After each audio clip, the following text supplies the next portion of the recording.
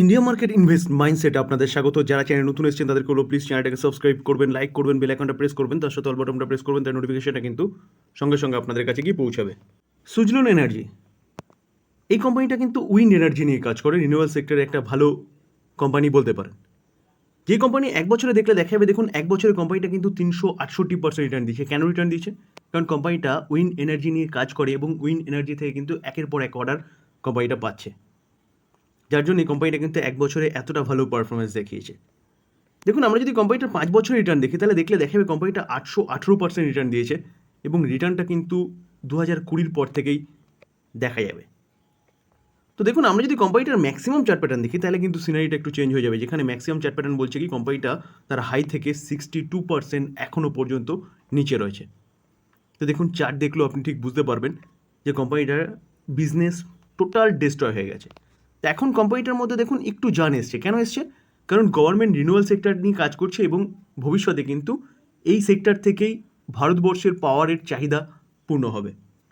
সেটার জন্য গভর্নমেন্ট লক্ষ্যমাত্রা রেখেছে 2050-এর মধ্যে 50%, 2070-এর মধ্যে 100% পাওয়ার কিন্তু এই সেগমেন্ট থেকে আসবে। উইন্ড এনার্জি বলুন, রিনিউয়াল এনার্জি বলুন, সোলার এনার্জি বলুন, হাইড্রো এনার্জি বলুন। তো সেই জায়গায় দাঁড়িয়ে এই যে কোম্পানি নিয়ে আলোচনা করছে, এই কোম্পানিটা কিন্তু উইন্ড এনার্জি নিয়ে কাজ করে। তো এই কোম্পানিটার রেজাল্ট ডিক্লেয়ার হয়েছে। তো চলুন রেজাল্টটা দেখে নিই যে কোম্পানিটার রেজাল্ট কী করেছে Q4-এ। আমরা কোম্পানিটার কনসোলিডেটেড নাম্বারে চলে এসেছি। তো কোম্পানিটার রুপিস ইন কী আছে দেখুন, রুপিস ইন কারোরে রয়েছে। সিকোয়েন্স দেখে নেবো, সিকোয়েন্স কী আছে? মার্চ 23, ডিসেম্বর 23, মার্চ 24, সিকোয়েন্স একদম ঠিকঠাক আছে। এবার আমরা কোম্পানির কিন্তু ইনকামে যাব। তো আমরা যদি কোম্পানির টোটাল ইনকাম দেখি তাহলে টোটাল ইনকাম দেখলে দেখা যাবে কোম্পানি দেখুন এক বছর আগে কত করেছে, 1699, আগের কোয়ার্টারে 1569, এই কোয়ার্টারে 2207। তো কোম্পানি ইয়ারলি এবং কোয়ার্টারলি কিন্তু যে ইনকাম সেটা যথেষ্ট ভালো করেছে। তো এবার আমরা কি করব, এবার হচ্ছে কোম্পানির খরচায় চলে যাব। তো খরচা কি করেছে, অর্থাৎ টোটাল এক্সপেন্সেস। তো টোটাল এক্সপেন্সেস দেখলে দেখা যাবে কোম্পানিটা এক বছর আগে কী করেছিল, 1628 কারোর, আগের কোয়ার্টারে 1366, এই কোয়ার্টারে 1927। তো দেখা যাচ্ছে কোম্পানি ইনকাম যেরকম বেড়েছে সেভাবে কিন্তু কোম্পানির খরচা ইয়ারলি এবং কোয়ার্টারলি বেড়েছে। তো ইনকাম মাইনাস এক্সপেন্সেস করলে পরে কোম্পানির প্রফিট পাওয়া যায়। তো সেই জায়গায় দাঁড়িয়ে আমরা কি দেখবো, আমরা হচ্ছে অপারেটিং প্রফিট দেখবো, যে প্রফিটটা কোনো রকম ট্যাক্স এবং এক্সেপশনাল আইটেম যে আছে সেগুলোর অ্যাডজাস্টমেন্টের আগের প্রফিট। তো দেখলে দেখা যাবে দেখুন কোম্পানি অনলি ফর 71 কারোর ছিল এক বছর আগে, আগের কোয়ার্টারে 203, এই কোয়ার্টারে 279। তো কোম্পানি ইয়ারলি এবং কোয়ার্টারলি যথেষ্ট ভালো রেজাল্ট করেছে এখনও পর্যন্ত, অপারেটিং প্রফিট দেখলে দেখা যাচ্ছে। তো এবার কী করবো, এবার হচ্ছে আমরা কোম্পানির মেন প্রফিট দেখবো, অর্থাৎ প্রফিট ফর দ্য পিরিয়ড বা নেট প্রফিট যেটাকে বলে, যেটা কোম্পানির ঘরে ঢুকবে। তো সেই প্রফিট দেখলে দেখা যাবে দেখুন এক বছর আগে কোম্পানি কী করেছে, 319, আগের কোয়ার্টারে 203, এই কোয়ার্টারে 254। তো 319টা কমে 254 হয়েছে ইয়ারলি, এবং কোয়ার্টারলি 203টা 254 হয়েছে। কোয়ার্টারলি ভালো করেছে কিন্তু কোম্পানি ইয়ারলি কোম্পানির প্রফিট অনেকটাই কমেছে। তো এরকমটা কেন হলো, যেখানে আমরা অপারেটিং প্রফিট কিন্তু দেখছিলাম কি কোম্পানির বেশি ছিল, ঠিক আছে, যেখানে আমরা দেখেছিলাম দেখুন অপারেটিং প্রফিট কী ছিল 71 এবং এক বছর আগে, এবং এই কোয়ার্টারে প্রফিট ছিল কত, 279। তো সেই জায়গায় দাঁড়িয়ে সেটা 71টা কী করে 319 হলো। দেখুন আমরা যদি দেখি তাহলে দেখলে দেখা যাবে এখানে 251 একটা অ্যামাউন্ট অ্যাডজাস্ট হয়েছে, মানে যুক্ত হয়েছে 71-এর সাথে, সেটা কিন্তু 323 হয়েছে। তো এই 251 অ্যামাউন্টটা কি দেখুন, দেখলে দেখা যাবে এক্সেপশনাল আইটেম। তো এক বছর আগে একটা এক্সেপশনাল আইটেম যুক্ত হয়েছে, যেটা কিন্তু ওয়ান টাইম যুক্ত হয়। তো তার জন্যে কিন্তু এইখানে প্রফিটটা এতটা বেড়েছে। তো স্যার যদি আমাকে বলেন যে কোম্পানির রেজাল্ট কীরকম হয়েছে, তাহলে কিন্তু আমি অপারেটিং প্রফিটটাই দেখব, এই প্রফিটটা, যেখানে কোম্পানি কিন্তু ফাটাফাটি রেজাল্ট করেছে। কারণ কোম্পানির বিজনেস যেটা করেছে সেই বিজনেস থেকে কোম্পানি কী করেছে সেটা হচ্ছে মেন দেখার জিনিস। তারপরে এক্সেপশনাল আইটেম বা ট্যাক্স অ্যাডজাস্টমেন্টের জন্য যদি এদিক ওদিক হয়, সেটা হয়তো নেট প্রফিট বা কোম্পানির ঘরে যেটা ঢুকেছে সেটা কম দেখাচ্ছে। তো ওভারঅল কোম্পানিকে যদি বিচার করতে হয় তাহলে কিন্তু কোম্পানির রেজাল্ট ঠিকঠাক আছে বলা যেতে পারে। তো স্যার কোম্পানি যে রেজাল্ট দেখিয়েছে না, সেটা কিন্তু রেভিনিউ বলুন, অপারেটিং প্রফিট বলুন, ভালো করেছে। তো কোন জায়গায় কোম্পানি একটা অ্যাডজাস্টমেন্টের জন্য কোম্পানির রেজাল্ট যে নেট প্রফিট যেটা সেটা কিন্তু কমে গেছে। তো যারা লং টার্ম ইনভেস্টার তারা কিন্তু এই কোম্পানি নিয়ে চিন্তাভাবনা করতে পারেন লং টার্মের জন্য, যেখানে কোম্পানি কিন্তু কন্টিনিউয়াসলি ভালো একটা পারফরমেন্স করছে।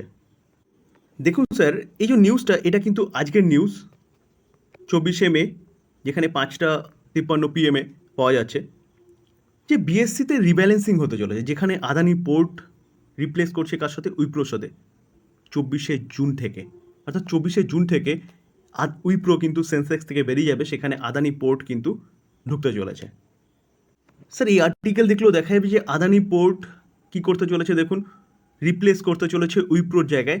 যেখানে আমরা সেন্সেক্সের 30 স্টক দেখি না, সেই সেন্সেক্সের 30 স্টকে যেখানে উইপ্রো বেরিয়ে যাবে আদানি পোর্ট ঢুকছে, তো সেই জায়গায় দাঁড়িয়ে স্যার আদানি পোর্ট এই কোম্পানিটা কিন্তু আপনি আপনার রাডারে রাখতে পারেন। কেন বলছি? কারণ উইপ্রো বেরিয়ে গেলে আদানি পোর্ট ঢুকলে এই আদানি পোর্টের মধ্যে কিন্তু অনেকটা ইনফ্লো হবে। কেন হবে? কারণ সেন্সেক্সের ইন্ডেক্স ফান্ড রয়েছে, যেখানে কিন্তু স্যার অনেক ফান্ডের টাকা ঢোকে। তো সেন্সেক্স বলুন, নিফটি বলুন, তাদের কিন্তু প্রচুর ইন্ডেক্সের ফান্ড রয়েছে। সেই ইন্ডেক্সের ফান্ড থেকে কিন্তু একটা ইনফ্লো ঢোকে সেই সব কোম্পানিগুলো, যেই সব কোম্পানিগুলো হচ্ছে ইন্ডেক্সের পার্ট। তো স্যার এই আদানি পোর্টের মধ্যে কিন্তু একটা ভালো ইনফ্লো আসতে পারে। এই কোম্পানিটা কিন্তু আপনি আপনার রাডারে রাখতে পারেন। শুধু আদানি পোর্ট নয়, আরও অনেক কোম্পানি কিন্তু হচ্ছে এই বিএসসির 100 বলুন, 50 বলুন, তাতে কিন্তু এন্ট্রি পেতে চলেছে। তো চলুন একটু সেই কোম্পানিগুলোকে দেখে নিই। স্যার মাথায় রাখবেন, এটা কিন্তু 24শে জুনে এফেক্ট করবে, ঠিক আছে? দেখুন বিএসসি অলসো অ্যানাউন্স কি বলছে, change to its BSC 100, sensex 50, sensex next 50, BSC bankex BSC 100 index. Sir যেটা একটু আগে বলছিলাম যে আদানি পোর্টের মধ্যে একটা ইনফ্লো দেখা যেতে পারে, সেই ইনফ্লো এক্সপেক্ট করা হচ্ছে কত? $252 মিলিয়ন। দেখুন Page industry, SBI card, ICICI life, Jubilant Foodwork এবং জি এন্টারটেনমেন্ট, তো এগুলো কি বলছে? Will no longer be part of BSC 100 index. এবার বলছে কি, and will be replace by REC, HDFC AMC এবং Canara bank, Cummins India, Punjab national bank. তো স্যার এই কোম্পানিগুলো কিন্তু রিপ্লেস হতে চলেছে। তো স্যার এই কোম্পানিগুলো কিন্তু আপনি আপনার রাডারে রাখতে পারেন, কারণ এই কোম্পানিগুলোর মধ্যে কিন্তু একটা ইনফ্লো আসবে। স্যার টাটা গ্রুপের একটা কোম্পানি যেটা ট্রেন্ড, যেই কোম্পানিটা কিন্তু কন্টিনিউয়াসলি ভালো পারফরমেন্স করছে এবং হাইয়ের পর হাই কিন্তু মেরে যাচ্ছে, রিটেল সেগমেন্টের কোম্পানি, যেই কোম্পানিটা কিন্তু সেন্সেক্স 50-তে আসতে চলেছে। এবং তার বদলে কোন কোম্পানি বেরিয়ে যাবে? ডিভিস ল্যাব। তো এই ট্রেন্ড কোম্পানির মধ্যেও কিন্তু একটা ইনফ্লো আসতে চলেছে। দেখুন AU small finance bank, HDFC first bank no longer be part of BSC bankex from June 2024, অর্থাৎ জুন 2024 কিন্তু এই ব্যাঙ্কগুলো বেরিয়ে যেতে চলেছে। এবং তার বদলে কী কী আসতে চলেছে? দেখুন তার বদলে ইয়েস ব্যাঙ্ক এবং কানাডা ব্যাঙ্ক কিন্তু এই বিএসসি ব্যাঙ্কেস এর পার্ট হতে চলেছে। তো স্যার এই কোম্পানিগুলো কিন্তু আপনি আপনার রাডারে রাখতে পারেন, কারণ এই কোম্পানিগুলোর মধ্যে ব্যাপক একটা ইনফ্লো হতে চলেছে, যেই কোম্পানিগুলো আমি দেখালাম। কারণ কি, দেখুন এগুলো হচ্ছে প্রতি কটা একটা ইন্ডেক্স কিন্তু, আর প্রতি কটা ইন্ডেক্সের কিন্তু ইন্ডেক্স ফান্ড হয় বা ইটিএফ হয়, তো সেখান থেকে কিন্তু একটা ইনফ্লো ঢোকে। তো সেই জায়গায় দাঁড়িয়ে স্যার এই ফান্ডগুলো নয়, এই কোম্পানিগুলো আপনি আপনার রাডারে রাখতে পারেন, যেখানে কিন্তু ভালো একটা ইনফ্লো আসতে চলেছে। তো সেই জায়গায় দাঁড়িয়ে স্যার যদি আপনাদের মনে হয় যে কোন কোম্পানিগুলো এর মধ্যে থেকে ভালো এবং সেগুলো নিয়ে অ্যানালাইসিস করা, সেটা নিয়ে অবশ্যই করব। তো আপনারা কমেন্টসে কিন্তু সেটা জানাবেন আমাকে। তাহলে এর মধ্যে থেকে কোন কোন ভালো কোম্পানি এবং কোন কোন কোম্পানিগুলো আপনি স্পেশালি আপনার রাডারে রাখবেন, সেটা কিন্তু আমি জানিয়ে দেবো। তো এই ছিল আলোচনা যদি ভালো লাগে, যারা চ্যানেল নতুন এসেছেন তাদের বলবো প্লিজ চ্যানেলটাকে সাবস্ক্রাইব করবেন, লাইক করবেন, বেল আইকনটা প্রেস করবেন, তার সাথে অল বাটনটা প্রেস করবেন, তার নোটিফিকেশনটা কিন্তু সঙ্গে সঙ্গে আপনাদের কাছে গিয়ে পৌঁছাবে। থ্যাংক ইউ, ভালো থাকবেন।